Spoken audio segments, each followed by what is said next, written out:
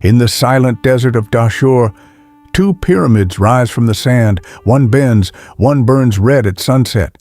Both were built for a king who changed architecture forever, a king who ruled during Egypt's golden rise, a king whose tomb is still a mystery. His name was Sneferu. But here is the question that haunts historians. What was actually buried inside his pyramid? Was it treasure? Was it a royal body? Was it something removed? Or was it never meant to hold a body at all? Because when archaeologists entered his pyramids, they did not find what they expected. No intact royal mummy, no golden coffin, no grand treasure chamber, only silence. And that silence may be more terrifying than gold. Tonight, we descend into the chambers of Sneferu to uncover what may have been buried and what may have disappeared. Sneferu ruled during Egypt's 4th dynasty. He was not a weak transitional king. He was powerful. He expanded trade. He launched military campaigns. He stabilized Egypt. But more importantly, he experimented. Before him, pyramids were steps. After him, pyramids were smooth. The bent pyramid stands like a mistake frozen in time. Halfway up, its angle changes. Why? Structural instability? Engineering miscalculation? Or something more deliberate? Then came the Red Pyramid. Perfect slope. True pyramid form.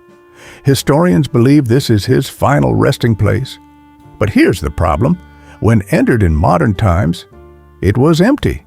No royal sarcophagus with remains, no burial goods of massive scale, just a granite chamber, high corbelled ceilings, deep internal passages, and signs of ancient intrusion.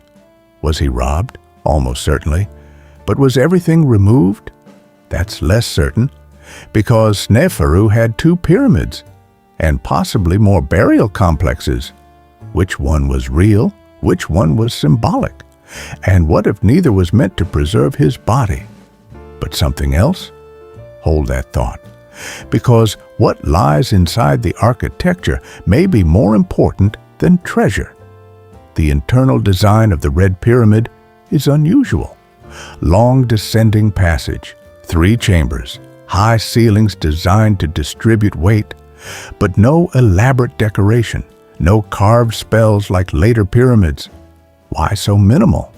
Because this was early pyramid evolution, before pyramid texts were common. But here's the strange detail. The burial chamber sits high within the pyramid, not deeply hidden underground. That suggests confidence, security through structure. Yet, the sarcophagus is missing. If looters entered, they came early, very early, possibly during political transition. But there is another theory. Some scholars suggest Sneferu may not have been buried here at all. Royal mummies were sometimes relocated, hidden, protected.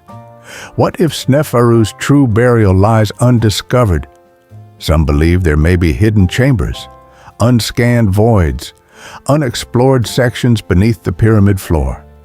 We know from modern scanning of other pyramids that hidden voids can exist. So the question becomes, was something left behind that we have not yet found? Because Sneferu was not a minor king. He laid the foundation for Khufu, and Khufu built the Great Pyramid. It would be strange if Sneferu's burial was ordinary. And then there's another layer. Sneferu's reputation in ancient texts was unusually positive. He was remembered as a benevolent ruler, almost idealized. Was that reputation connected to what was buried with him? Religious objects? Sacred regalia? Early dynastic relics? Or perhaps something symbolic? Because pyramids were not only tombs, they were resurrection machines. And what matters most in resurrection is not gold. It is ritual. Here is the uncomfortable truth. We do not know where Sneferu's body is. We do not know what treasures were placed beside him. We do not know if ancient priests secretly relocated his remains, but we do know something powerful. His architectural experiments shaped everything that followed. Without Sneferu, no Great Pyramid. Without Sneferu, no smooth-sided perfection. Some archaeologists believe the bent pyramid was a failed tomb. Others believe it was intentional, a transition monument.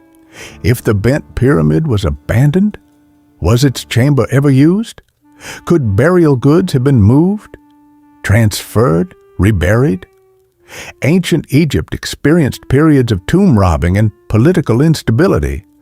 Royal mummies were sometimes gathered and hidden in secret caches. If Sneferu's body was moved, it may lie unidentified, among unassigned remains, or lost forever. And here's the deeper mystery. Why do his pyramids feel less explored than others?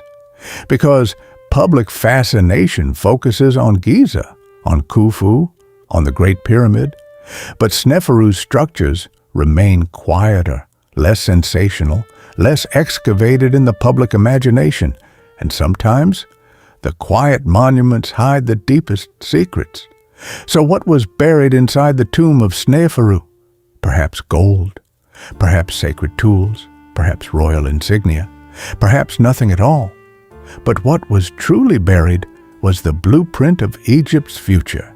His tomb may be empty, his chamber may echo, but his legacy stands in stone.